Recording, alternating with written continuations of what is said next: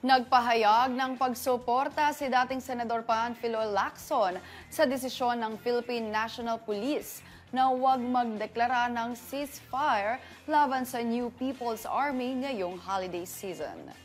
Ayon kay Lacson, hindi na gaanong makapangyarihan ang CPP-NPA dahil sa ginawang hakbang ni dating Pangulong Rodrigo Duterte at tropa ng militar noong Duterte regime.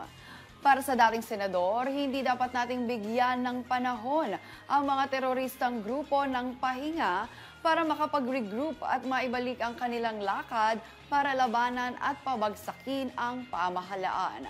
Una nang sinabi ni PNP Public Information Chief Police Colonel Jean Fajardo na hindi nila kinukonsidera magdeklara ng ceasefire matapos masawi ang isang sundalo at 6 pang insurgents sa bakbakan sa Balayan, Batangas noong December 17.